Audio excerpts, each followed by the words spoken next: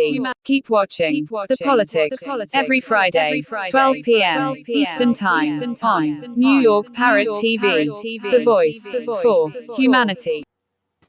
Welcome to the Foreign Policy Review. I'm Carlo Parcelli. I have The voice for humanity. I have two co-hosts today. Foreign Policy Review. I'm Carlo Parcelli. Wait a minute. You seem to have a bit of an echo. Here we go. I'm Carlo Parcelli, and I have two co-hosts today, Ben TOTH from Hungary and Billy Bob from California. And we have a special guest today, ABDULRASAQ HAMZAT from Nigeria. And we'll kick it off with Abdul giving us a little bit of a biography of what he's all about, and then we'll go right into the show. The basic theme of the show is AFRICOM versus the Belt and Road Initiative. So if you could tell us a little bit about yourself, Hamzat. Well, it's nice being with you all. My name is ABDULRASAQ HAMZAT, and I'm a peace professional with the Foundation for Peace Professionals. And I'm also a human rights ambassador with the International Human Rights Commission. And I have been a public affairs commentator for more than a decade and a civil society person as well as a business and analyst in Nigeria. So I've been involved in analysis of economic activities, political activities, as well as foreign affairs. So I think Nigeria has been moving progressively while we, have greater insight into the activities in the country. So it's nice to be here with you all. Thank you. Yes, it's great to have you too. And I thought, we talked about this and we'd like to kick it off because there have been elections in Nigeria. You have a new president, Bola Tinubu, and we'd like to get your opinion on what you feel the changes that may occur, if any changes will occur, in Nigerian policy with the new administration. Oh, yes, it's really exciting for Nigeria at this moment because we now have a president-elect that happens to be, in my own opinion, I think one of the most prepared president-elect in the history of the country. This is because Bola Tinubu has history of being a well-accomplished technocrat, and he is also a highly influential pro-democracy activist who fought for Nigeria's democracy. And he was a former legislator who was a senator in the 1992, and in the Third Republic in Nigeria.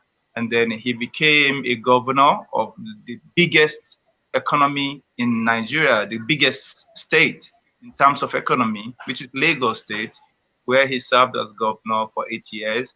And from a single individual having only one state as an opposition party, Bola Tinubu was able to grow his party's influence from just having only him as the governor to conquering a whole region of southwestern Nigeria, comprising Lagos, Ogun State, Oyo State, Osun State, Ondo State, and 6 states in which he was able to influence those who emerged in those states as governors. And from just conquering one state, he moved to other regions of the country, South region, Niger, Edo State, and many other states before he made an alliance with the Buhari-led CPC in the northern part of the country, where they formed the new party, All Progressive Congress in Nigeria, that has been the ruling party since 2015. So literally, Bola Tinubu is that individual who ensures that Nigeria is no longer a one-party state. He built the opposition party that eventually defeated the ruling party. And he has been behind the scene all along. And he was building other people. So this is the first time that he came out to aspire to the #1 job in the country. And he succeeded literally because he has built people. He has infrastructures in place in terms of organizational activities, both within the party and outside of it.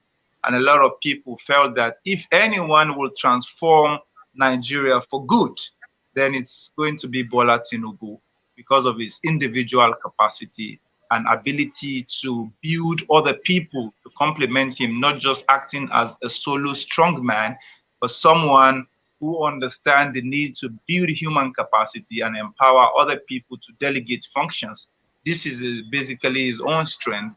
And we believe that him coming on board, being the one who transformed Lagos from a struggling state to now the 5th largest economy in Africa as a single state, we believe that this is the individual that will transform Nigeria from a struggling developing nation to a nation that will truly take advantage of its potentials. So we believe this man will make Nigeria to be real emerging power in the world, not just a potential anymore. And we believe this is going to happen. Although there has been some issue regarding his aspiration or his leadership compared to this current administration, because this is the same political party. But there is difference between President Buhari and Bola Tinubu. Bola Tinubu is somebody who has a global understanding of governance. Can you tell us from sorry. I can hear you. I had a question, but I didn't mean to interrupt. There's a bit of a lag. Sorry about that. You told us that he's a technocratic thinker and he knows how to build alliances and invest in people. But I'm much more interested in what he did with Lagos. How did he must have done some things right, like economically for the people, in order to transform Lagos into one of the... So can you tell us about how he achieved all that? Oh, yes. In fact, it is one of the reasons why many people who understand the evolution of Nigeria will tell you for a fact that there could never have been a president in Nigeria at this moment that is better than Tinubu. Why? Because when he emerged as the governor of Lagos State, Lagos was a struggling state which has just a little bit about 600 million IGR in the state.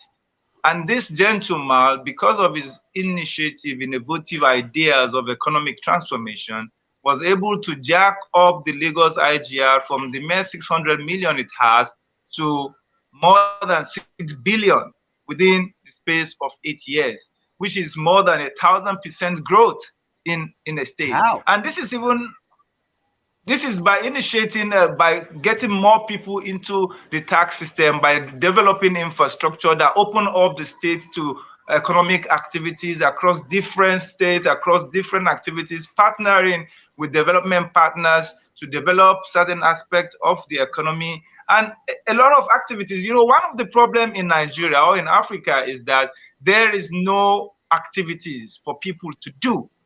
And when people are inactive, they are not contributing anything to the system. Instead, they are draining the system. But what Bola Tinubu simply did was to create massive activities happening. And almost everyone who needs something to do has something to do. And when you can do something, no matter how small, you are contributing something, you are getting something, you are contributing, and then the economy gets stimulated in a big way. And that is what blew up Lagos State from a struggling state into the 5th largest economy in Nigeria or in Africa. And Bola Tinubu did not just, do that. He also had a lot of battle with the federal government of Nigeria, even to an extent that the federal government of Nigeria ceases to release federal revenue to the state for more than 4 years. And the idea, why did the federal government do that? Because Tinubu felt that the structure of Lagos wasn't productive enough.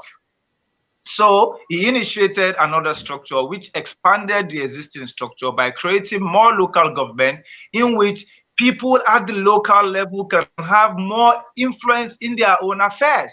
But the federal government thought that that was beyond his capacity to do that. He doesn't have the authority to do that. So in order to force him to withdraw what he has done, this is the federal allocation that was supposed to come to Lagos for 4 years, thinking that he could no longer meet with his obligation as a government. But Tinubu was able to generate enough money to cater for the new and the old system in Lagos. And until when he left government in 2007, all of the money that was supposed to accrue to Lagos for more than 5 years, then that was when the new governor of Fashola that took over from Tinubu got all of the money in bulk. So the government that came after him got so much money for infrastructure because the federal government didn't pay him for more than 5 years. So this is the man that we're talking about who has built a lot of bridges. And you know, in Nigeria, especially in Africa, there are a lot of issues of ethnicity, tribalism, regionalism. It is Tinubu that ensures that in Lagos State, none of that became the determinant factor. He scouts for the best of people across Nigeria, give them responsibility to deliver, and provide the necessary oversight for them to deliver. And it is utilization of human resources in the best form of it that delivers Lagos, and all the government that had come after him, they continue to follow on the development path that he has set for the state, leading to massive growth and development for the state. So we believe that this initiative of his, this idea, this ability to put people to good use is what is bringing to the federal government of Nigeria now as the president-elect of Nigeria. What's his approach to the the West and China? There's going to be a tug of war between the West and China, and does he talk about that? Does he talk about openly how is he gonna take a middle road? He's gonna try and. Good question. You know, he spoke a little bit about it, but beyond what he says, his own history can give you a glimpse into the direction he's going to take. Firstly, he was an American trained accountant. He studied in the University of Chicago, I think, and he worked in the US for during his teenage years. I think after his schooling, he was in US, worked with Mobil, Oil, and many other American companies. And he has also worked in several other global companies.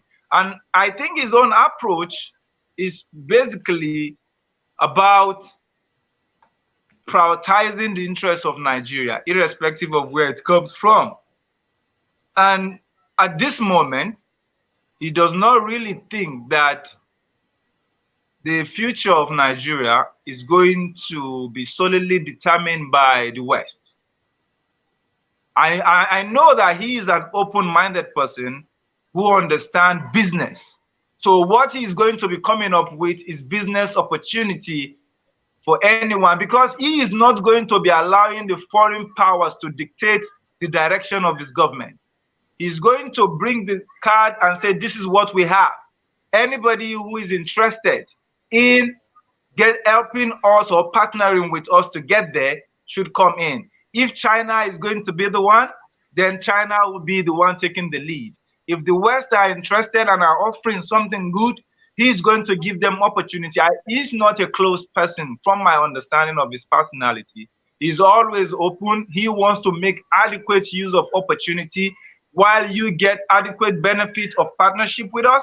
But if you are not willing to give him what he wants, then he's not that kind of person that will stick with you just because he wants to. He will explore opportunities across. Even if it means stopping our relationship with China and the West entirely, he's going to do it.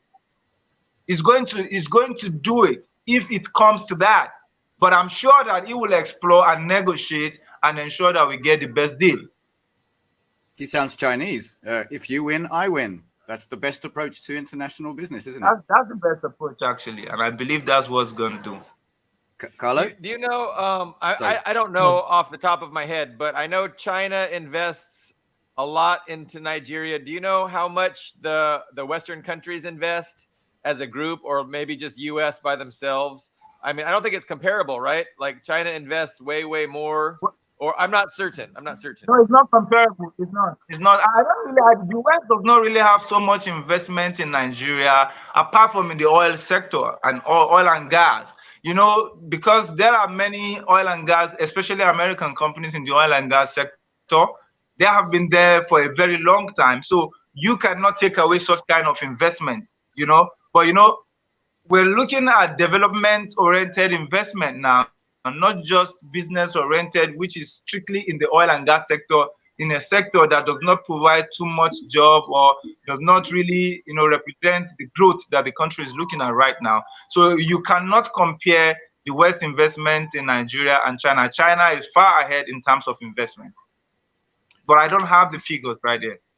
Yeah, no, sure. I mean, so, it's got to be difficult for any leader in Nigeria to straddle the fence between both sides. And obviously, if you, don't do certain things for the West, they have ways of, changing your behavior, correcting your behavior, and, doing things to make sure that you don't cross certain lines. And it's difficult, for leaders of these resource-rich countries that have been historically exploited by the West. And I think Nigeria is a great case of where there's a lot of exploitation of Nigeria's wealth that just gets extracted out of the country, and it benefits Western corporations, and it doesn't really benefit the average everyday Nigerian person nearly as much as it should. But, if you have a leader in Nigeria trying to put a stop to that or trying to get more for the people, then they're at odds with Western corporations, the CIA, the State Department, et cetera, et cetera. You're right, actually. You're right. This is one thing I'm always talking about. Having a good heart is not the way of a leader. Just having a good heart is not good enough. You must have clarity about the workings of the system, both locally and globally. And you don't need to be confrontational with people who have capacity to shut you down, right? Who have structural ties with you in an imbalanced way. So that's what people like Gaddafi fell into. You don't need to be confrontational with such kind of people because they have everything to kill you if they want to. So, and I believe that Bola Tinubu has that understanding as well.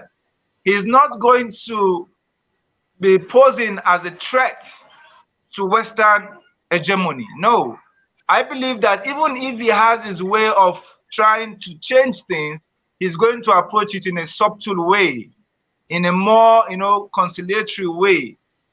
Even if they will be hardline in their approach, this is the best person in Nigeria at this moment that is well experienced, well exposed in terms of understanding the global economic system. So he has this understanding better than anyone at this moment. And I believe that he is going to deploy his knowledge to the advantage of Nigerian people. Unfortunately, many of our people don't understand what our leaders go through while trying to do the right thing. All we want is that we just want things to be done right. And we don't know why they are being slowed down. We think that some of our leaders are outrightly wicked and bad, but it is not so. Some of them are actually patriotic and committed, but they are held back by different forces, denying them opportunity to do what they genuinely believe is right for the people. But the more we understand, the more we make things easier for our leaders. Because once we understand the challenges they are going through, we will not add to their problem by putting undue pressure to them, which will ultimately end up in the advantage of those that are trying to milk the nation. So I believe Bola Tinubu has what it takes to understand. Like, I'm building my own knowledge on global economy, and I'm building my understanding on the relationship, how Western countries, coerce African leaders, emerging leaders, especially resource-rich nations like Nigeria, how they coerce us into things we genuinely believe is not right. Although we have our own people who are culpable as well, because all of these things are being done with our own people as part and parcel of it. So we cannot just put all of the blame abroad. We have to take personal responsibility where we have to. But building our capacity there is no alternative to that. And I believe we have the best president that can do that today.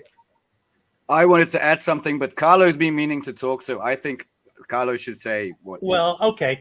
Thanks, Ben. I just wanted to say, I want to expand on what Billy Bob was saying, and I want to use another resource-rich country. It's called Ukraine. You may have heard of it. And they used to have a president called Yanukovych, and twice Yanukovych was deposed. Once in a color revolution, and once in a out-and-out U.S.-sponsored coup using the Nazis in Ukraine as muscle. And Yanukovych's great sin was he would not sign off to IMF loans because he felt that those IMF loans would inalterably cripple Ukraine's economy. And of course the IMF is essentially the U.S.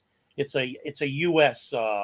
institution, and so Ukraine, after the 2004 color revolution, became under U.S. tutelage, became the poorest country in Europe. Boom!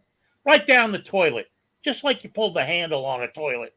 And so the problem with the IMF, and I'm sure that Tinubu is aware of this, is that there are strings attached. You have to put IMF people on your central bank. You have to have these potential for austerity programs if your loans go south. You have to give up assets if your loans go south. If you can't pay back your loans, certain resources and potential and production in the host country has to be turned over to Wall Street. Privatized in foreign hands, yes. Right. It has to be put in foreign hands in general, right? If it's not Wall Street, it's Brussels and London. But it's the big deal. That's the story. And the problem, and I can't, as an American, seeing what America has done to the world, how it's ripped off the world, I can't see anyone really giving any kind of consideration to any kind of deal that would come out of the U.S. because there's no altruism, there's no win-win part of it. In fact, that's why all of South America has been impoverished for so long. It's just an extension of the Monroe Doctrine. And I just want to point out that you wrote Abdul, you wrote a rather brilliant, I think, synopsis. It's only one page long. It's a little long to read, but you may remember it. War aid to Ukraine and the place of Africa in a multipolar world. And would you like to elaborate on a little more what's in this kind of brief paper that you wrote?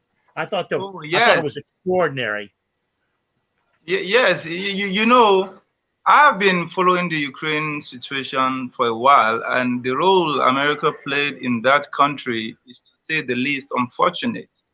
It's even rather unfortunate because everybody can see clearly that U.S. is not leading the way it claims it is. And we all can see that the crisis in Ukraine is unnecessary. The war is outrightly unfortunate. And Russia was literally forced into that crisis, in my own opinion, because if the US were more responsible in its approach in Ukraine, the war would have been averted. If US was willing to look at the issues that Russia had been raising for a very long time, and they genuinely committed themselves to global peace and security like they claim, the situation will have been averted. But US is always quick to talk about democracy, human rights, but nothing in its action that are verifiable indicates that US is really interested in human rights. Nothing in its action indicates it's really interested in democracy. Because even in Ukraine that you talked about, they used to have a democracy, and US was part, based on information available, those who truncated that democracy before Zelensky came on board. So you cannot truncate a democratic nation and then turn around to claim to be promoting democracy in the same country.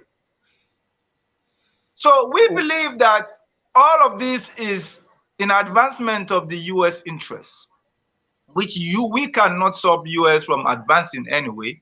But I'm speaking from an African perspective, and we can see that what is happening in Ukraine, or probably what will be happening in Taiwan, or the general global system that is currently taking place, the emerging leaders trying to form new alliances, is a good thing for us. And it's giving us as Africans better opportunity to make better decisions.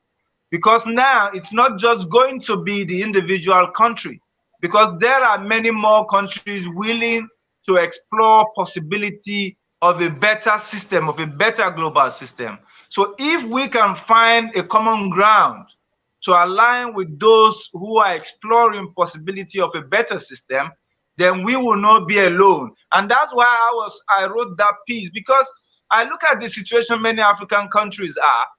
We can see clearly that US leadership is not providing the goodness that we want.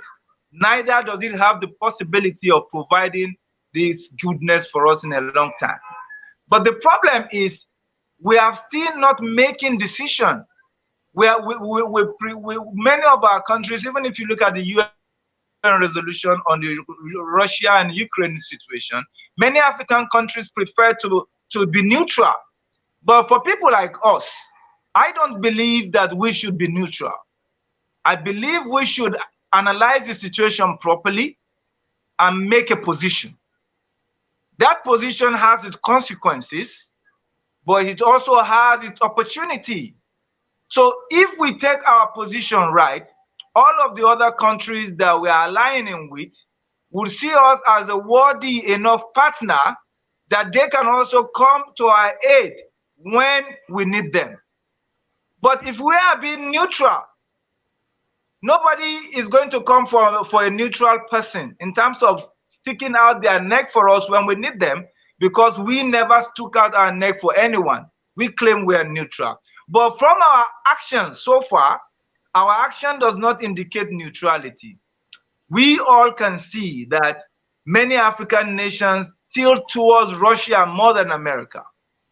We all can see that many African nations genuinely do not align with the American interest on Ukraine, but they cannot make a position to align or make a position that is firm. So they say we're neutral. So on one hand, they may abstain from voting at the UN, but on the other hand, they say, oh, we don't have problem with Russia. And then, so I believe we should be firm in our position. Once we're able to see, we should analyze the situation right and take a position, even if it's not going to be hardline. But those people we have shared interest with, they should know that we have shared interest with them. They should know that we will do what we can to support them. They should know that we will assist them when they need us, so that when we need them as well, they can come to support us in the right way that they should, just like China is doing for Russia now. Wonderful answer. I just want to add that Hungary tried to do the same, and now the whole European apparatus just hates us, just for trying to be neutral in this conflict, not going with either side. But I think we have to go to a permanent break very soon, and we'll be back. I have some thoughts and questions as well. Yeah. Do you know that there is a publishing company that wants to make life easier for you as a writer? This publishing company is called World Inkers Printing and Publishing. We publish in all different languages, and we're looking for writers of all genres, all formats. We're looking for scholars, ghostwriters, playwrights, poets, short fiction, novelists, you name it. We're looking for anybody who is interested in writing and the craft of writing to be in touch with us. You can reach us at info.worldinkers@gmail.com. With World Inkers Printing and Publishing, you do not require a lot of money to publish with us. Contact us today at info.worldinkers@gmail.com. Become a winner with other authors at World Inkers Printing and Publishing. Give us a shot. We will surely finish you. Okay, we're back again. We're talking to ABDULRASAQ HAMZAT. Yeah, and I think we're at a crux here, at an important point, is that the United States is not going to just lay around and let people make these multipolar alliances. That they're going to set up resistance to them, and I think we're at the point where we want to discuss the difference between AFRICOM and the Belt and Road Initiative. Before you go into that, I actually think the U.S. had already been setting up resistance to this, because even in Nigeria right now, you can see that many of the agitations here in this country, you cannot conclusively remove the hand of the U.S. from it. Right. Oh, absolutely. They've been active for, they've been active for decades. I mean, as Sure. Doug Valentine pointed out, once again, talking about Ukraine, the CIA's been active in Ukraine to destabilize the Soviet Union and subsequently Russia for 75 years, ever since its creation. So I have an observation and a question, if I may. I'm sorry if I interrupted. No. If you looked at the U.S. embassy in Kiev, it's like a fortress. It's like a city quarter. It's massive, and everybody mature knows that the embassy isn't just ambassadorial duties. It's intel operations, as in the color revolutions, the educating of the youth towards the ends of American goals. And I'm wondering, what's the size of the U.S. embassy in Nigeria, if you know it offhand? No, I don't know it of, but it's more like I think the U.S. embassy was built more like a military base, so to say. That's not good news. Yeah, it's not, but that's what it is. So okay. It's more like a safe space of its own. The only difference is that there are many other countries' embassy around that vicinity, so that place was created more for foreign missions. But the space that the U.S. embassy occupies is massive, and you can't really go in to see much or anything, that more like a military, infrastructure, which is sometimes not so good. So, Abdul, I wanted to ask you, when you were describing the new president, you described him as, not being confrontational.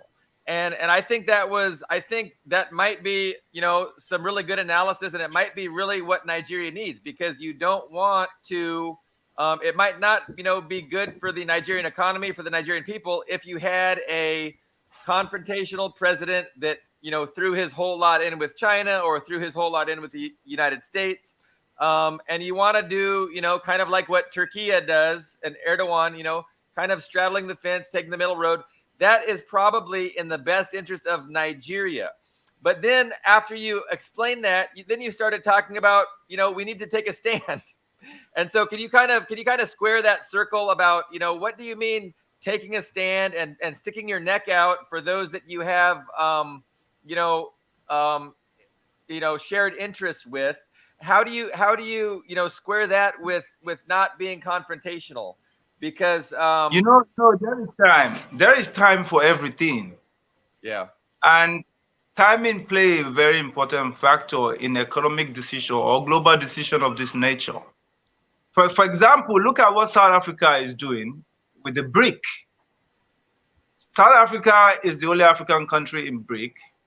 South Africa is not confrontational in any way, but still it is doing what it needed to do to show exactly where they belong, why they belong where they belong, for what reason, and what they are willing to do.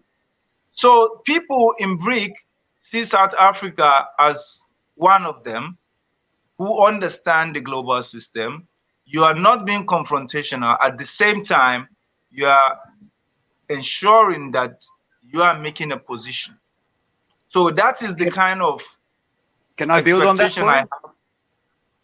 Can I build on that point? Because can I build on that point that you just made? Because South Africa is trying to be neutral, but also showing where its allegiance lies. And that's kind of the question Billy Bob had. And this week we have read President Cyril Ramaphosa. He said, no, we are definitely leaving the ICC, the International Criminal Court, so Putin can land at the summit and nobody's going to arrest him. And then a day later, one of his presidential aides says, no, that was a misunderstanding. We're not going to leave the ICC. So it's like Turkey. They're still trying to, I think there's pressure from both sides. And we know it's a conundrum, isn't it? The same for that comes from area of clarity. You know, once you have clarity about a situation, you can make position without making position. But you know exactly what it is, because making a confrontational position means that you are on a collision.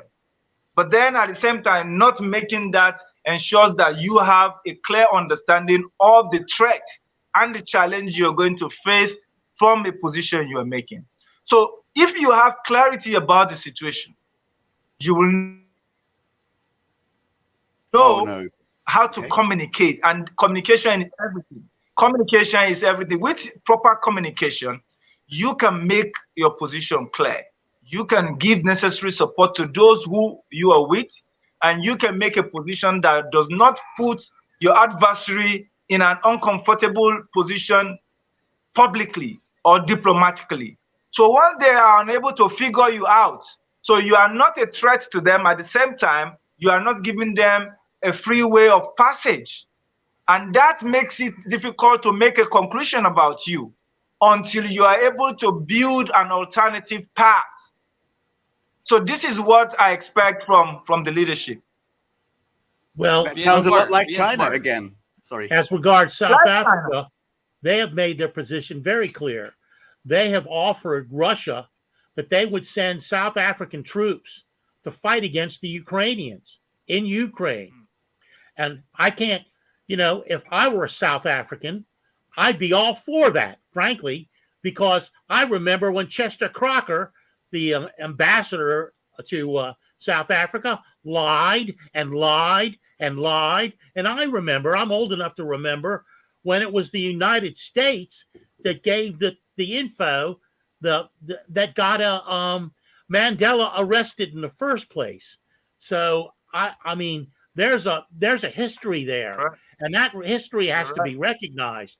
I mean, take those actions, and nothing has changed in the United States. If anything, it's worse than it was then. And so people have to take a clear stance. If they don't take a clear stance against the hegemony of the U.S., they're just foolish. I mean, it's even important at this stage, because right now you have a global coalition forming. You have China mediating between Iran and Saudi Arabia, two adversaries that nobody thought could ever work together, and they were willing to come on board. You can see that as a result of that mediation, the Middle East is taking an entirely different shape within the past few months. And that's going to continue because everybody is seeing the new direction that the world needs to go. And it is only in Africa that there is no clarity of direction right now. Almost every part of the world are already clear about their exploration. But Africa is yet to take a position because many people are so scared, and some of them don't have the clarity of the global system. But I believe that the new president in Nigeria has this clarity. And I'm sure once Nigeria takes a position in Africa, many African countries will be confident enough to follow the lead of Nigeria. So many of them are actually waiting on Nigeria. And I believe that the new president will do what's right.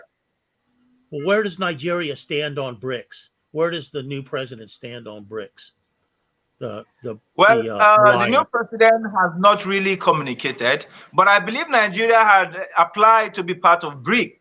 I'm not so sure, but I think Nigeria has applied based on the information available to me. But I think BRICS need to take a new shape as well if it will accommodate more and more countries like Nigeria. because some of these countries also have their own peculiarities, and they want to be sure that they are not just forming a number where countries like China or Russia could just, pull things around without anything for them.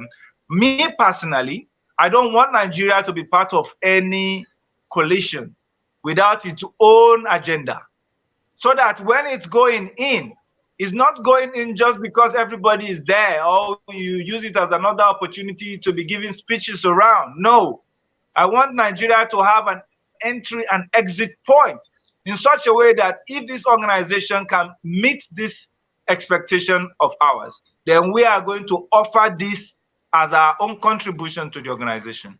And if the organization cannot, we can take the stock of our input and benefit and decide if it is worth it. It is, it's no longer a time where you will insist on being part of a coalition if it is not, having any positive, effect. Even like the United Nations. The United Nations today is more just like a talking show platform for many of our countries. We don't go there to achieve any purpose, and the UN is just there. Many of us will believe that if we withdraw from the United Nations, for example, what do we lose? Now that we are there, what are we gaining? We don't have any power in the UN. You're just there as part of the numbers. And if you leave, nobody will even miss you. And if they know they are going to miss you, then you should be able to influence things in the United Nations. That's not happening now. So for us, BRICS should not become another United Nation. It shouldn't become another NATO. It should become a place where real economic and security issues can be discussed for its members, and everyone can adequately utilize their capacity to shape the world in a better way. Anybody want to jump in? I had some thoughts. Basically, BRICS, I don't think it's not a security organization. It's purely an economic bloc. But I understand your point perfectly. In the interest of Nigeria, you need an entry, exit point whenever it suits your interest. But the other point is, it's kind of funny. We don't have enough letters in the alphabet to expand it forever, because 19 countries are waiting to join it currently. That's not a few. And the other thing I'd like to bring up for the users, just for a little context, I have a map. And you can correct me, but this is from 2019 in front of me with Africa. So in the Gulf of Guinea, down there, that's where Nigeria sits. And I see little flags with foreign bases all across Africa. Towards the north, basically, it's mostly French. But towards your east and the south, it's mostly American, all the way down to Botswana. But I'm very happy to see. By the way, to the north is Niger. There are 4 flags in there. That's French, that's German, Italian, and American. That's amazing to me. But I don't see any flags in Nigeria. Is that still the case? There are no foreign military bases on your land, because then you're already a step ahead. No, there are no military bases in Nigeria. There couldn't have been, because Nigeria is really a powerful country. It's just that we're not, getting ourselves together. There is something, Nigerians are very protective of their country. And I don't think there will be a time that the government will have the ball to form any alliance that will bring about foreign military presence here. Even at the height of the Boko Haram insurgency, when Nigeria needs all of the support it needs, one of the conditions that the United States, I think, I'm not so sure, wanted was to have a military presence here before they could support us. And that was on the basis of which the Nigerian government turned that down, because we just do not believe you have to be here like physically to offer any kind of support. So Nigeria would not allow any foreign military base here. Although our neighbors do threat. And that's some of the things that Russia is talking about when we're talking about Ukraine. If Nigeria has the capacity that Russia had, Nigeria wouldn't have supported a situation where those military bases would be in our neighboring countries. Because the presence of foreign military in those smaller countries means that there is a threat to your country. But on your borders. Nigeria is not looking at, those. Yeah, so we still see the level of threat as minimal, and we have our own problems to deal with. So you can't make that a priority. But I believe as we grow and become more focused and agenda driven, probably it might become an issue in the near future. I just want to point out two things. Buhari kind of overplayed his hand when he appealed to the U.S. to move the AFRICOM base in Stuttgart, Germany, to Nigeria, and I think that's why it was turned down. It was too aggressive a measure to move this enormous military asset into Nigeria. And the second thing is, what is the threat of Boko Haram in Nigeria? I know Buhari was not happy with the security situation under U.S. tutelage as regards Boko Haram.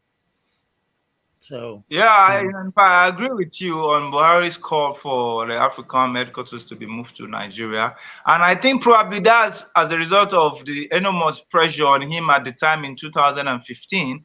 And I believe it is more of a political statement than an actual call. I think probably it's just a way to show that he is not inherently opposed to the Western or American interests here in Nigeria, because he believes that, if that kind of facility is moved down here, probably Nigeria could leverage from the resources to confront with the Boko Haram insurgency. But I believe it's more of a political statement than an actual one. And on the issue of Boko Haram, yes, the Boko Haram issue had been on, and although the threat level of Boko Haram has reduced significantly because the government has really dealt with them in a big way, but the issue of the Middle East, Iran and Saudi Arabia have a lot of role to play in the issue of Boko Haram in Nigeria.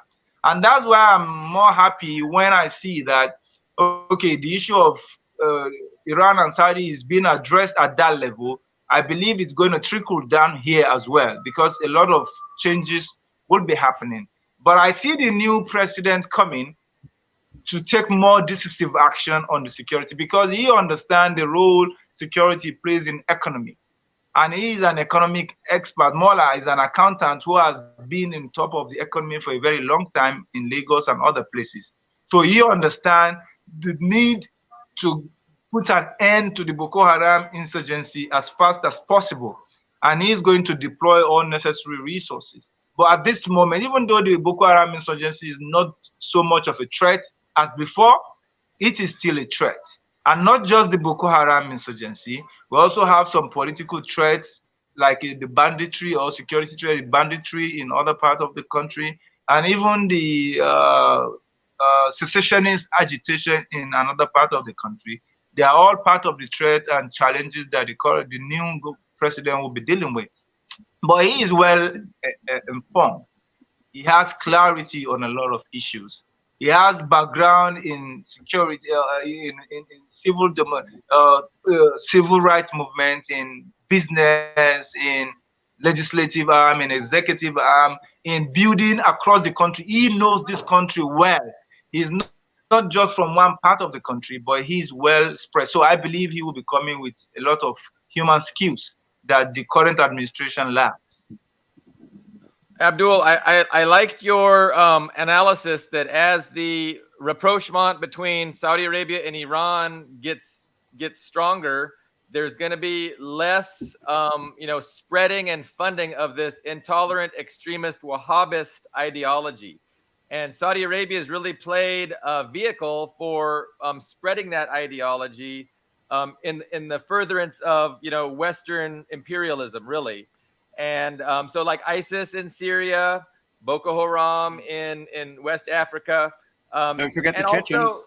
The Uyghurs in Xinjiang. In Xinjiang, the Chechen wars had Saudi money. These were ways that Western imperialism could, further its geopolitical interests through utilizing these intolerant extremist organizations. And definitely Saudi money, Gulf money went into proliferating and spreading these ideologies that were then harnessed, to further U.S. imperialism. But so I think it's great. I think that, what China did there between Saudi Arabia and Iran is going to be tremendous. And it's gonna, take away this tool that the West loves to use, to destabilize regions and put pressure on nationalist leaders who really want to do good for their country, but they're scared because there's this hammer hanging over their head of, either assassination or this terrorism.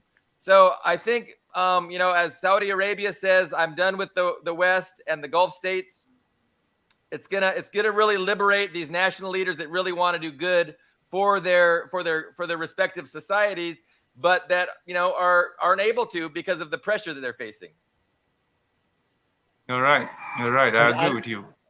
Yeah. I also want to add a cautionary note. When you were talking about Tinubu's biography, you mentioned that he studied at the University of Chicago, and the University of Chicago is the home of Milton Friedman, where everybody bows down to Frederick Hayek and Leo Strauss, which are almost proto-fascist in their economic position. It's a bit of a red flag. Red flag. The red flag went up for me too. Yeah. And Chile, it would be a good example of what can happen if you with Allende, if you overstep your bounds as far as the U.S. is concerned, and they call in the Chicago schoolboys to straighten you out, which is basically kill you. You got to be careful. One thing with Tinubu is that, I'm really conscious of that as well. Okay. But in his history, we, irrespective of where you're schooled or this and that, your own personal, position matters. And you are able, you need to, we look at him as a person and as the leader who has track record, and he is now 70 years of age. And we have seen his trajectory as a leader since his since his 40s, and we have been able to assess him based on his person. And in addition to that, at this moment in Nigeria, we look at the people around. This is still the best we have at this moment. So even if there is going to be we are utilizing our best. And that's the best we can get right now. So we don't have any choice than to stick around with him and ensure that we observe him. And where he wants to go astray, then we can come in quickly to try to bring him back on board. And I think that's just what I can say on that. That's reassuring. Yeah. Also, hi, Dust. One of the hello to Dust. No, I'm glad, HAMZAT, I'm very glad to hear your analysis. If I didn't know anything about him and I saw that he went to school here in the U.S., I would be very wary. But no, I've been persuaded by your opinion and your advocacy of him to definitely have an open mind, going forward. And I hope he can really do what you say he's going to do, and not be confrontational with the West, but manage that relationship in a way that benefits Nigeria. You're persuaded me too, and you've obviously followed this man throughout his career, so you're on the ground. You would know best. I'd like to add a couple of wrinkles to the end. Like, the world is changing rapidly. Everybody mentioned the Saudi Iranian rapprochement, but there's also the Turkish-Syrian rapprochement built by Russia. They are holding a meeting right now, and right now we don't have much time for it, but Zelensky is getting a guest from China to mediate a deal with. Please, I have to. Let me get back. My next. No, it's okay. I just wanted to end there and pass the word on to Carlo. It's a rapidly changing world, was my point. No, we lost him. Sorry. Jeez. I think he might have had to say he had another prior engagement he had to get to or something. But no, that was very, very thoughtful analysis. We're very glad that he came on and, shared his opinions. Very informative. And normally I would be very wary of Chicago schooled same economists winning the Nigerian election, but yeah, let's hope that he's just not, just in the tank for the U.S. and State Department apparatchik. It doesn't sound like he is, so that's great news. The future is the Belt and Road, and I'm really hoping this new president just sees that as bright as day, because I didn't know the previous president invited AFRICOM into that country. That was completely out of the blue for me. That sounds radically self-defeating to me, but I'm glad this new president looks like Belt and Road all the way. Yeah, I don't know if that explanation either of Bahari by inviting the entire Stuttgart just being political down there. I don't know if his explanation really was convincing to me. I don't know what was going on. Maybe I hate to say it, but maybe there was going to be some kind of quid pro quo that couldn't be resisted. Well, I had some other thought, but it's escaped me. I'm a little worried about myself. Fact is, neither of us really know. We're not on the ground. The first time I've heard of, I know very little about this country, but I am hopeful based on what he said. Yeah. I'm just wary of a little bit of naivete. A little bit, I will say that. I mean, they're one of the richest countries, resource-rich countries in all of Africa. And I mean, a few years ago, their literacy rate was 50%. So they've just been mercilessly exploited by the West. And, China's helping to change that.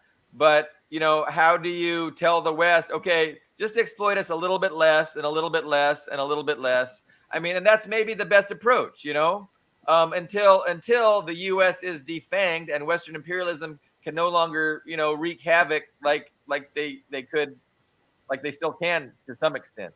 But they can't do it without the dollar, can they? No, exactly. By the way, hey, hi Shanika. You can always catch up at a later date. Yeah. So Dust, James, Shaniqua, and we had somebody else that was tuning in, sending comments from the very beginning. Thank you so much for that. Yeah. So, I mean, we never really got around to the AFRICOM. We talked about initiative. AFRICOM. The obvious difference is the one's a security apparatus and another is a development apparatus. Yes. That pretty much tells it all. But another word that disturbed me when Abdul was giving his synopsis of the new president's biography was privatization. And I guess you could call what the Belt and Road Initiative does privatization, but it's certainly not the kind of privatization that the Chicago School or the IMF. Yeah, the IMF, of course, big arm of the Chicago School, or the World Bank for that matter. So I don't know if he did what he did in Lagos, then he's president, and let's see what happens. Nigeria is incredibly important. It's a huge country. It has an enormous population. 40% of its trade is with China now. Its imports, 40% of its imports are with China. So yeah, if we see Nigeria, cutting back on, ending their Chinese deals, then we can start to worry. Hopefully, we see the opposite trend. Hopefully we see more increased trade and development with China. But yeah. I mean, let's hope. I'm cautiously optimistic, maybe more cautious than optimistic, that the way he introduced this new president was, it's like as if he's Chinese, right? It doesn't matter your ideology, it's win-win. If we can develop, you can develop. He sounded like the Chinese approach to the world. Let's hope that pans out. I have my reservations as well. That's a good point, though. Yeah. Dust James had a good point, too. He was just saying that, you don't have to be communist to join the Belt and Road Initiative. I mean, anybody. If Saudi Arabia wants to join. Yeah. Yes, yeah. Exactly. You could be a theocracy. That's the great approach that, China's bringing, and it's the correct one. Mm-hmm. I think so, too. And I think that's all we have for today. I think that covers the hour. Thanks, guys. Good show. Catch you next time. Do you wish your business makes it to the top list of the most searched for business in the US and around the world? Or are you searching for halal compliant services and products online? Then Halal Finder is your online resource directory pointing you to the right places and products. Let's help you explore halal products and services of your choice as we manage many halal businesses across the world.